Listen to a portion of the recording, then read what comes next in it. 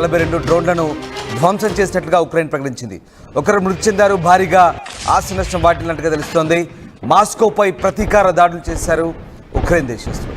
Ukraine drone దాడుల్లో 14 మంది గాయాలైనట్టుగా తెలుస్తోంది. పలు భవనాలు కూడా ధ్వంసమయ్యాయి. రష్యాతో శాంతి చర్చలకు సిద్ధమైంది ఉక్రెయిన్. అయితే యుద్ధం ముగింపు సమయంలోనే మరోసారి దాడి కొనసాగింది. రష్యా ఉక్రెయిన్ దేశాల మధ్య ఓవైపు శాంతి ఒప్పందానికి సన్నద్ధమవుతుండగా మరోవైపు పరస్పర దాడులు కొనసాగుతున్నాయి. శుక్రవారం అర్ధరాత్రి నుంచి శనివారం తెల్లవారుజాము వరకు కీవ్పై దాదాపు 100కు పైగా డ్రోన్లు, 5 క్షిపణులను రష్యా ప్రయోగించినట్లుగా ఉక్రెయిన్ వైమానిక దళం చెబుతోంది. వాటిలో 42 డ్రోన్లను తమ సైన్యం ధ్వంసం చేసిందని చెప్తోంది. ఇక జపోరిజియా ప్రాంతంలోని ఫ్రంట్ లైన్ గ్రామం డోలింకాపై జరిగిన దాడిలో 9 ఏళ్ల చిన్నారి మృతి చెందింది. భారీగా ఆస్తి నష్టం సంభవించినట్లుగా గవర్నర్ ఇఫాన్ ఫెడరోవ్ చెప్తున్నారు.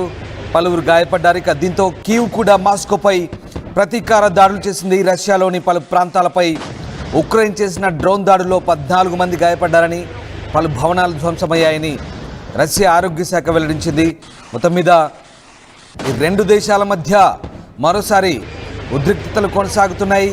శాంతి ఒప్పంద చర్చలకు సన్నద్ధమవుతున్న వేళ పరస్పరం మళ్ళీ దాడులు కొనసాగించడం ఉద్రిక్తతలకు దారితీస్తోంది. శుక్రవారం అర్ధరాత్రి నుంచి శనివారం తెల్లవారుజాము వరకు మాస్కో అలాగే కీవ్పై దాదాపు 100కు పైగా డ్రోన్లు, క్షిపణులను ప్రయోగించినట్టుగా తమ సైన్యం ధ్వంసం చేసినట్టుగా ఉక్రెయిన్ చెప్తున్న పరిస్థితి కనబడుతోంది. శుక్రవారం ఉక్రెయిన్ ప్రభుత్వ సలహాదారు ఆండ్రీ ఎర్మక్ మాట్లాడుతూ ఇస్తాంబుల్లో రష్యాతో ప్రత్యక్ష శాంతి చర్చలను తిరిగి ప్రారంభించడానికి కీవ్ సిద్ధంగా ఉందని చెప్తున్నారు. అయితే చర్చల ప్రారంభానికి ముందు యుద్ధ ముగింపుపై తమ వైఖరిని తెలుపుతూ వాగ్దానం చేసిన మెమోరాండాన్ని రష్యా తమకు అందించాలంటూ షరతు పెట్టినట్టుగా కనబడుతోంది. రష్యా ఉక్రెయిన్ మధ్య యుద్ధాన్ని ఆపడానికి అమెరికా అధ్యక్షుడు ట్రంప్ తీవ్ర ప్రయత్నాలు చేస్తున్నారు. ఈ నేపథ్యంలో మే 19న ట్రంప్ పుతిన్ ఫోన్ కాల్స్లో దాదాపు 2 గంటలకు పైగానే మాట్లాడుకున్నారు. తర్వాత పుతిన్ స్పందిస్తూ భవిష్యత్ శాంతి ఒప్పందానికి సంబంధించి ఉక్రెయిన్తో కలిసి పనిచేయడానికి సంసిద్ధత వ్యక్తం చేశారు. మరోవైపు ఉక్రెయిన్తో పోరాడడానికి ఇప్పటికే 1000 మంది సైన్యాన్ని, ఆయుధాలను మాస్కోకు పంపిన ఉత్తర కొరియా తాజాగా మరొక 14,000 మంది సైన్యం, 9 లక్షల రౌండ్ల మందుగుండు సామాగ్రిని, అలాగే 100 బాలిస్టిక్ క్షిపణులు, రాకెట్ లాంచర్ను రష్యాకు పంపినట్టు తెలుస్తోంది. దీంతో యుద్ధం ముగింపుపై గందరగోళ పరిస్థితులు నెలకొన్నాయి. మనం చూస్తున్న ఆ తాజా దృశ్యాలు, స్క్రీన్పై చూస్తున్న తాజా దృశ్యాలు, ఉక్రెయిన్పై రష్యా మరొకసారి భీకర దాడి చేసింది.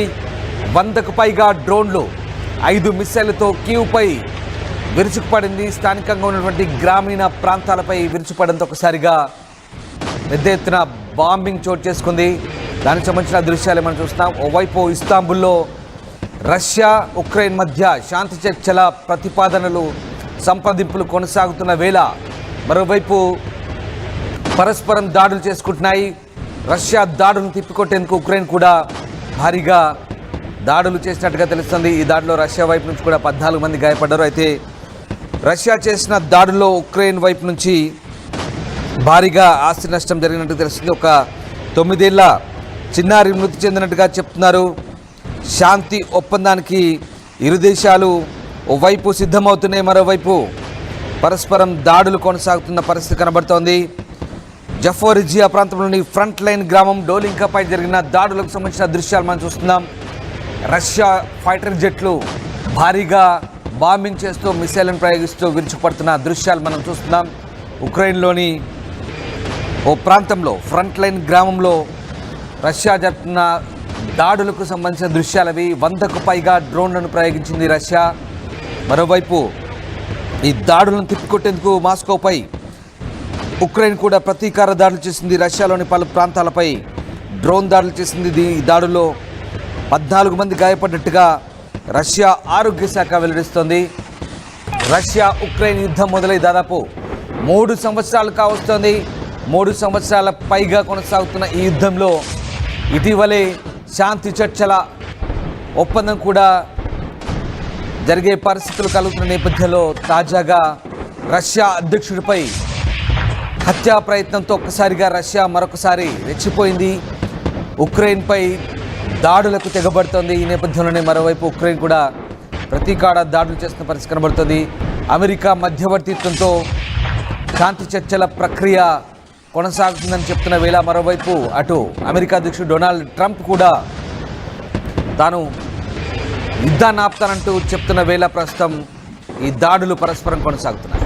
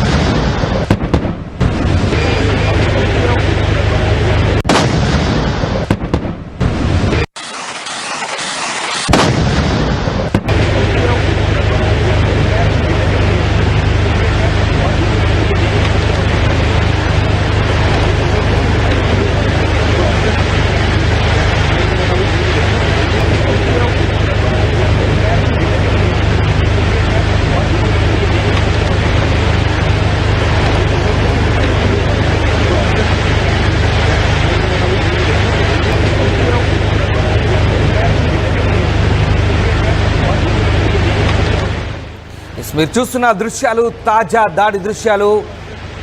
ఉక్రెయిన్పై రష్యా చేసిన డ్రోన్ దాడికి సంబంధించిన దృశ్యాలు మనం చూస్తున్నాం. మరోవైపు ఉక్రెయిన్ కూడా ప్రతీకార దాడులు చేసింది. ఈ దాడిలో 14 మంది రష్యన్లు గాయపడ్డట్టుగా తెలుస్తోంది. అలాగే పలు భవనాలు ధ్వంసమైనట్టుగా కూడా రష్యా ప్రకటించుకుంది. మరోవైపు ఉక్రెయిన్పై చేసిన దాడిలో 9 ఏళ్ల చిన్నారి చనిపోయినట్టుగా ఉక్రెయిన్ వెల్లడిస్తుంది. మొత్తం మీద రష్యా ఉక్రెయిన్ మధ్య యుద్ధాన్ని ఆపడానికి అటు అమెరికా అధ్యక్షుడు ట్రంప్ తీవ్ర ప్రయత్నాలు చేస్తున్నారు. ఈ నేపథ్యంలో ట్రంప్ పుతిన్తో ఫోన్ కాల్ కూడా మాట్లాడారు. మరోవైపు జెలెన్స్కీతో కూడా ఎప్పటికప్పుడు సంప్రదింపులు జరుపుతున్నారు.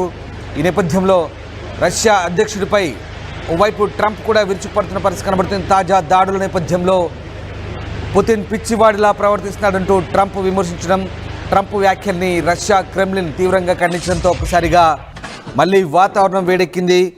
ఇక ఈ యుద్ధంలో మరోవైపు సందెట్లో సడేమియాలాగా ఉత్తర కొరియా కూడా ఎంటర్ అయింది. తాజాగా మరొక 14,000 మంది సైన్యాన్ని, 9 లక్షల రౌండ్ల మందుగుండు సామాగ్రిని, 100 బాలిస్టిక్ క్షిపణులు, రాకెట్ లాంచర్ను రష్యాకు పంపినట్టుగా నార్త్ కొరియా చెప్తోంది. దీంతో యుద్ధం ముగింపుపై ప్రస్తుతం గందరగోళ పరిస్థితులే కనబడుతున్నాయి. ఓవైపు ఇరు దేశాల మధ్య శాంతి చర్చలకు ప్రతిపాదనలు సిద్ధమవుతున్న వేళ మరోవైపు ఇటు ఉత్తర కొరియా కూడా రష్యాకు మద్దతుగా సైనికులను, ఆయుధ సామాగ్రిని పంపడంతో మరొకసారి ఏం జరగబోతుంది ఇరు దేశాల మధ్య అనే ఒక ఉత్కంఠ అయితే కొనసాగుతోంది. యుద్ధం ఇప్పట్లో ముగుస్తోందా లేదా కంటిన్యూ కాబోతుందా అనే ఉత్కంఠ కూడా మళ్ళీ కొనసాగుతున్న పరిస్థితి కనబడుతోంది.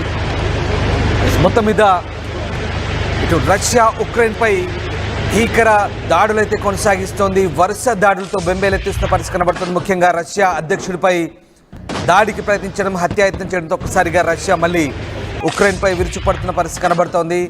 గత వారం రోజులుగా